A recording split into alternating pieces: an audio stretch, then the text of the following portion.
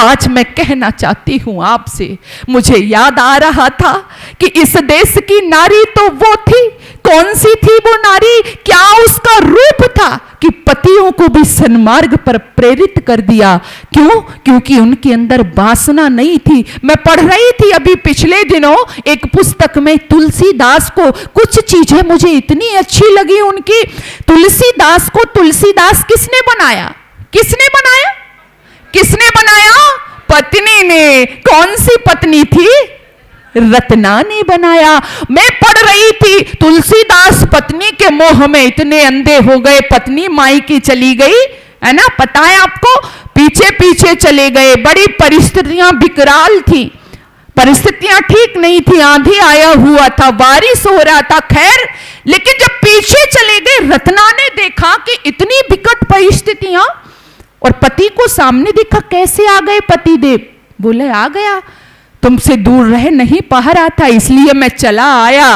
ओह, रत्ना ने देखा इतनी विकट परिस्थितियों में मेरा पति, कोई होती साधारण स्त्री तो फूल करके कुप्पा हो जाती, बड़ा प्यार करता है मेरा पति, है ना, यही होता ना।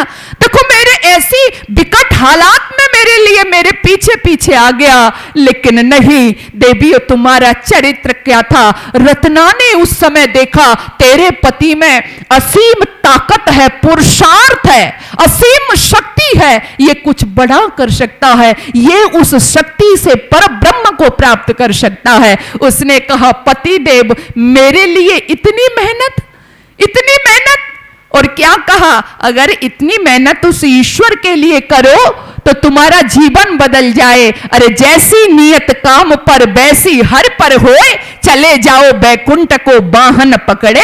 कोई भगा दिया पति को, कहा पति देव जाइए, इतनी प्रीति उस प्रभु में लगाइए। ये शब्दों को सुन करके तुलसीदास का क्या हुआ? हृदय परिवर्तित हो गया।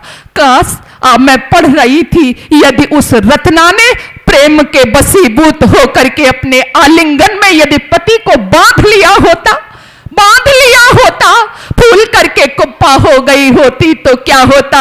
अरे पा जाती संतोष वासना, पा जाती संतोष वासना, अगर गले लग जाती रत्ना। वो चल दिया था, अरे विकट कामनाओं को देता हुआ चुनौती, चला वियोगी, काम कामना हुई कामनी से निंदित होकर उपयोगी। पा जाती संतोष वासना, अगर गले लग जाती रत्ना, तो फिर कैसे होते हुलसी सुत तुलसीदास। अगर मिट जाती प्रेम पिपास, अगर मिट जाती प्रेम पिपास, यदि आलिंगन में बांध लेती वो रत्ना, तो वो तुलसीदास आज हमारे बीच में नहीं होते, जिनका रामचरित मानस हम गाते हैं। ये रूप था तुम्हारा देवियों। मैं पढ़ रही थी अभी पिछले दिनों, मैंने बहुत चिंतन किया। क्या चिंतन किया? कि एक वह देवी, कौन सी देवी? जिसके प्रेम में पति व्याकुल है और उसको वो ब्रह्म से मिलने की बात कहती है, वो वासना को वो ब्रह्म की तरफ मोड़ देना चाहती है, उस प्रेम को। और एक वह पत्नी, कौन सी पत्नी? आपके मेरठ शहर में अभी पिछले दिनों जो हुआ, मैं तो केवल यहां पर रह रही हूं, लोग मेरे को फोन कर रहे हैं, बहन जी आप मेरठ में है ना? मैंने कहा हाँ मेरठ में हूं। अरे कैसे हुआ, थोड़ा आप उधर रह रही हैं, क्या हुआ? एक वो पत्नी है देवियों। कौन सी पत्नी? वह पत्नी जिसका पति उसको प्रेम भी करता है, लेकिन उसकी वासना की तृप्ति वहां भी नहीं होती। एक और फ्रेंड बनाती है और अपने पति को कितने टुकड़ों में? 15 टुकड़ों में काटती। मैं सोच रही थी ऐसा कैसे हो गया इस समाज के अंदर। आपने कभी सोचा है? आपसे कुछ दिन पहले, बहुत ज्यादा नहीं, आपने देखा होगा कुछ समय पहले जब कोई घटनाएं होती थी, घटनाएं होती थी तो कैसे होती थी? मार दिया जाता था, या स्त्री पुरुष को मारे, या पुरुष, जो भी ज्यादातर घटनाएं तो कैसे होती थी? किसी को मार दिया यानी जहर दे दिया, है ना, जहर दे दिया, गोली मार दी, इस तरह की घटनाएं हुआ करती थी। लेकिन अभी मैं कुछ दिनों से देख रही हूं कि ये घटनाएं कभी 15 टुकड़े किए, कोई 36 टुकड़े करता है, कोई 50 टुकड़े करता है। ऐसा क्यों हो रहा है? हमारे हृदय इतने संवेदना शून्य क्यों हो गए हैं? कभी सोचा है आपने इसका कारण क्या है? जब श्रद्धा के 36 टुकड़े किए गए इस देश में, तो जिसने किए वो आफताब नाम का लड़का, जब उससे पूछा गया कि तुम्हारे दिमाग में ये आइडिया कहां से आया कि इसके 36 टुकड़े किए जाएं, तो वो कहता है, आप पढ़ना, वो कहता है कि मेरी दिमाग में ये जो आइडिया आया वो वेब सीरीज जो चल रही हैं आजकल उनको देख करके आया। सावधान इंडिया नामक एक जो शो आता है वो सावधान नहीं करता आपको, उसमें जो तरह तरह की घटनाएं जो आपके माइंड में डाली जाती हैं उन सब को देख करके आज नए नए तरह की आप देख रहे हो घटनाएं समाज में हो रही हैं। जिम्मेदार वो कहता है उसे देख करके मेरे दिमाग में आया। अभी पिछले दिनों मैं देख रही थी, फ्रीजर में जमा दिया एक पति को, एक पत्नी ने, किसी ने काट डाला, अंग अंग काट डाले। कहां गई हमारी संवेदनाएं? हम इतने संवेदन शून्य कैसे हो गए?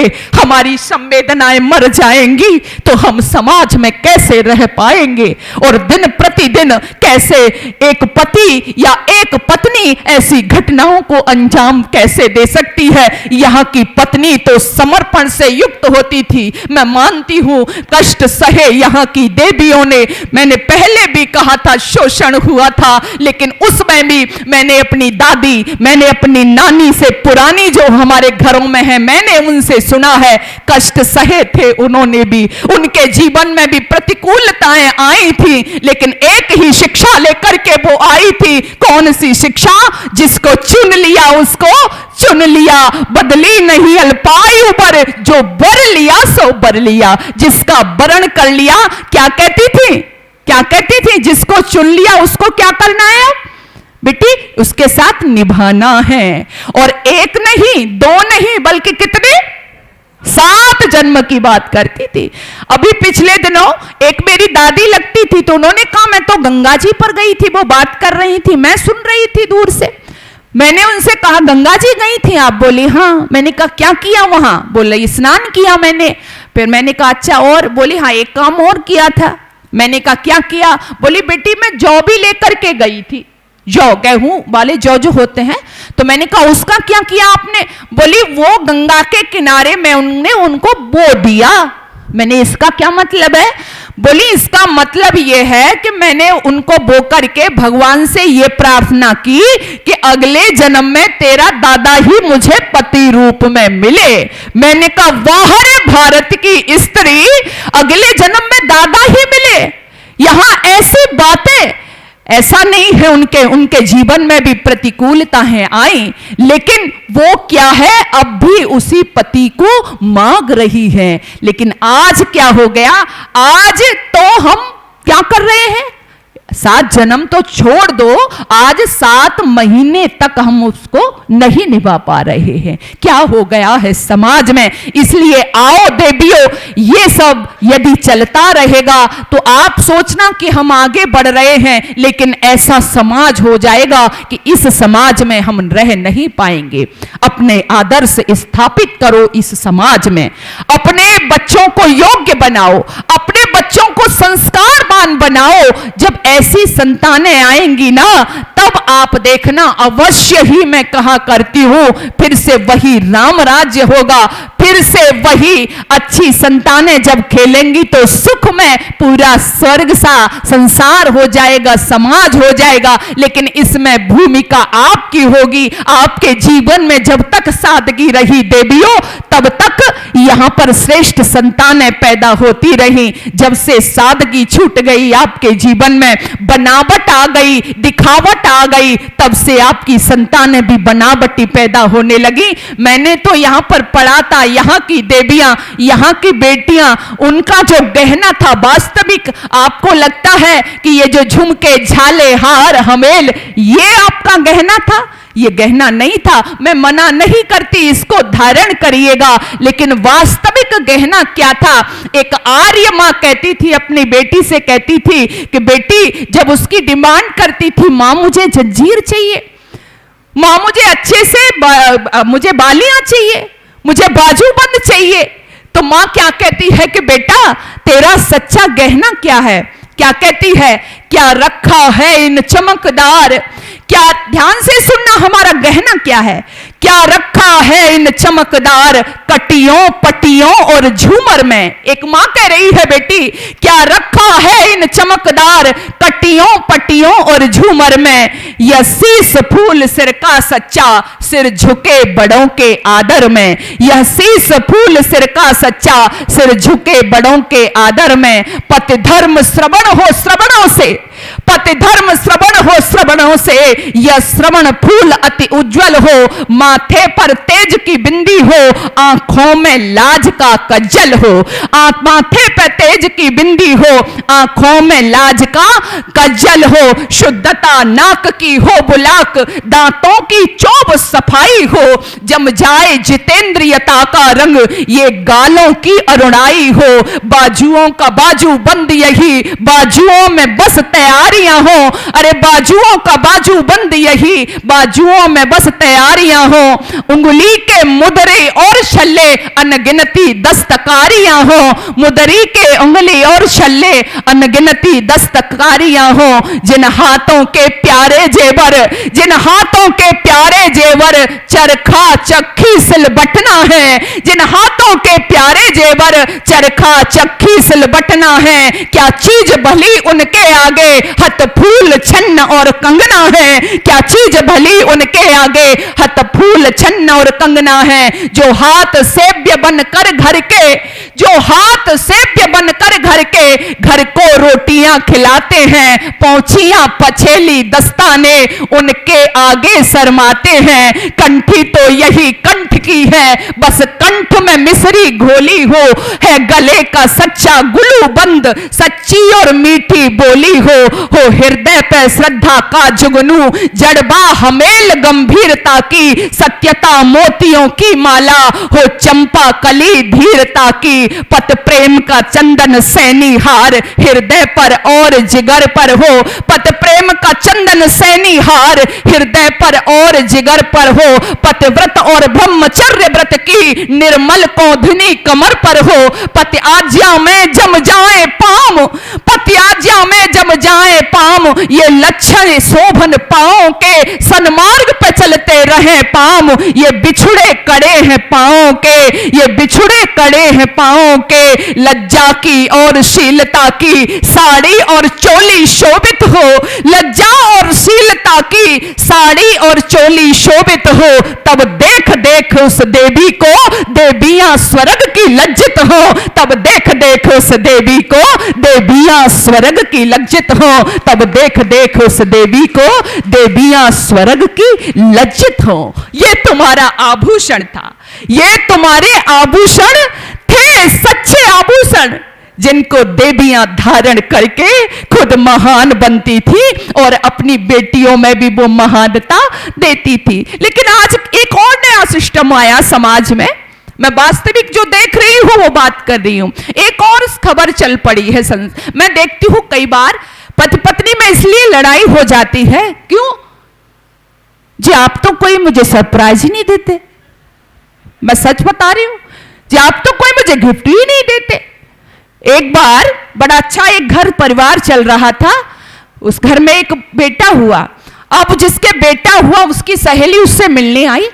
आकर के कहने लगी बड़ा सुंदर बेटा है। बोली हाँ बहुत सुंदर है मेरा बेटा। तो बोली बेटा तो तेरा सुंदर है, लेकिन ये बता तेरे पति देव ने कोई गिफ्ट दिया तुझको? वो बहन कहने लगी कि भाई इसमें गिफ्ट देने की क्या बात है। बोली क्यों नहीं, गिफ्ट तो बनता है तेरा। तूने इसको परिवार को इतना सुंदर बेटा दिया है, घर का चिराग दिया है, गिफ्ट तो बनता है। उसने कहा ना ऐसा तो कुछ नहीं है। अब वो तो चली गई है ना, वो तो चली गई।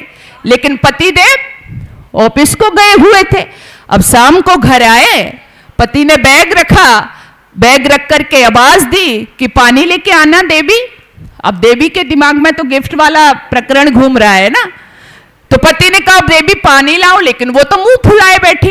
पति ने एक दो काम और कहे कि देवी, लेकिन देवी तो बोले ही नहीं, उसका तो मुंह फुला हुआ है।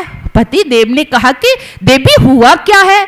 कोई बीमारी है, कोई परेशानी है? बोली नहीं, तुम्हें क्या पता होगा कि क्या हुआ है? उसने कहा कि जब बताओगी तभी तो पता लगेगा। बोली ना, तुम्हें तो पता ही नहीं रहता, तुम तो कुछ समझते ही नहीं है, तुम्हें तो कभी मेरी फिक्र ही नहीं है। पति ने कहा मैं तो बड़ा अच्छा सुबह छोड़ के गया हूं, ये हो क्या गया? बोले कुछ देवी कहोगी भी, लेकिन देवी तो कुछ कहे ही नहीं। देवी कही ना, मैंने बहुत कह दिया, नहीं मेरे तो कोई डर ही नहीं है इस घर में, नहीं मेरे को तो कोई पूछता ही नहीं है। बात इतना बढ़ गई कि दोनों की स्थिति तलाक पर आ गई। किस पर? तलाक पर। किस बात पर? गिफ्ट पर। किसने आग लगाई?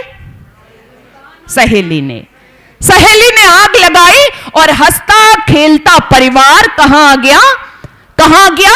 तलाक के लिए खड़ा है। मुझे आश्चर्य होता है, हमारे जो रिश्ते होते हैं, हर एक रिश्ता और खासकर पति पत्नी का रिश्ता, जिसमें विश्वास होता था, जिसमें प्रेम होता था, जिसमें समर्पण होता था, जिसमें सम्मान होता था, आज वो मुझे कहीं दिखाई नहीं देता।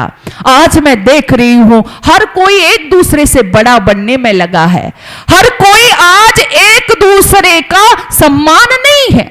मैं देख रही हूं सम्मान नहीं, मतलब जबरदस्ती ये हो रहा। अरे होगा, क्यों नहीं होगा? पत्नी ये मानने को तैयार नहीं है कि पति परमेश्वर है, और परमेश्वर जी भी ये मानने को तैयार नहीं है कि ये देवी है। पहले हमारे यहां देवी और देवता ही हुआ करते थे। आप अपनी वैदिक संस्कृति में देखना, आजकल क्या शब्द चल गया? क्या चल गया? वाइफ और हस्बैंड। लेकिन पहले यहां पर क्या कहा जाता? पति पत्नी तो थे ही, लेकिन देवी और देवता।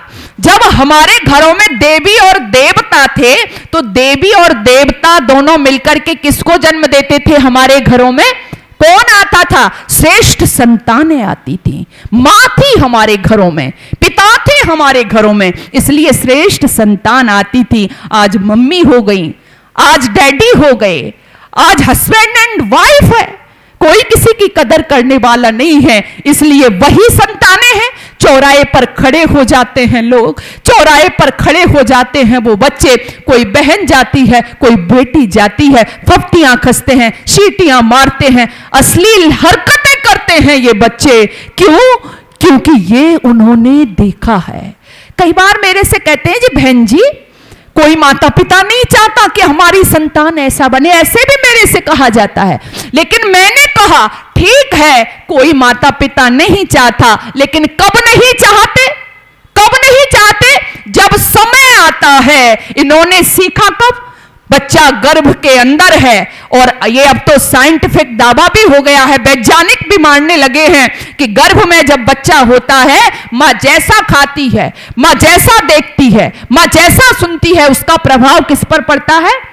बच्चे पर पड़ता है। मानने लगे हैं लोग। तो मां क्या कर रही है? इसलिए आपने पहले देखा होगा मां क्या करती थी? बड़ा संयम रखती थी अपने जीवन में। बच्चा है गर्भ में, अच्छी अच्छी पुस्तकें पढ़ती थी, वेद पढ़ती थी, दर्शन पढ़ती थी, उपनिषद पढ़ती थी, अच्छा अच्छा खाती थी। और आजकल क्या है? आप सभी जानते हैं क्या हो गया। आज बच्चा गर्भ में है, मां हर समय टेलीविजन, सावधान इंडिया, सीरियल, और ये जो साजिश जिसमें चलती है, सीरियल भी जो है आपने देखा, वो भी क्या है? बड़े खतरनाक हैं देवी हो ये। आपने देखा होगा सास बहू को कैसे लड़ाना है, जेठानी देवरानी से कैसे बिगाड़ना है, ननद भाभी का रिश्ता कैसे खराब करना है, पति पत्नी का रिश्ता कैसे खराब करना है, ये सब इनकी चाल होती है। तो आज पूरे दिन मां वह देख रही है, गंदगी देख रही है, ऐसा ही खा रही है, तो वही उस बच्चे पर उसका असर पड़ रहा है। वैसी ही संतान का निर्माण हो रहा है, और वही संतानें आज हमारे सामने हैं। 100 से अधिक देशों में देखा जाने वाला, सर्वाधिक लोकप्रिय और सबसे अधिक फॉलोअर्स के साथ पूरी दुनिया में आर्य समाज के विचारों का प्रचार करने वाला एकमात्र चैनल वैदिक प्रचार।